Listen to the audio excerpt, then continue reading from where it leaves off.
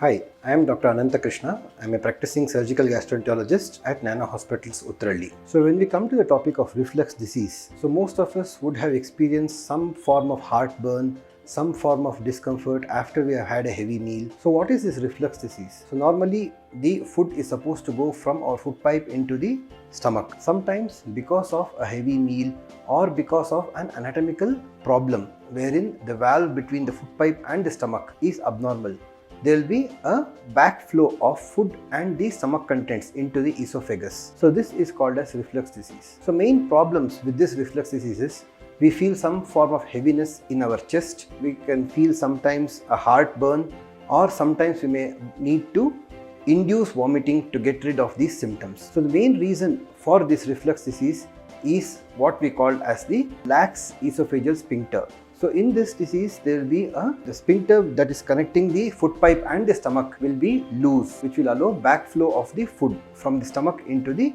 esophagus. So many times this is associated with what we call as a hiatus hernia. So a hiatus hernia is wherein the anatomical structure that is supposed to be there inside the abdomen is coming back onto the food pipe. So this causes a increased reflux of the food contents from the stomach into the esophagus. So this is seen more commonly in patients who are obese, and it is also seen more commonly in patients who smoke a lot, who have untimely meals, and who have late meals and heavy meals. So these are the things that we need to avoid, or these are the preventable causes of a reflux disease. So when it comes to surgical treatment for this reflux disease, we might have to correct this valve that is loose by doing a small surgery called as a laparoscopic fundoplication, which will correct a hernia as well as correct the valve that is connecting the food pipe and the stomach. So before attempting for surgical treatment, we initially have to give a trial of medicines, and only when the patients are responding partially to the medicines, that is when the surgery will also help these patients.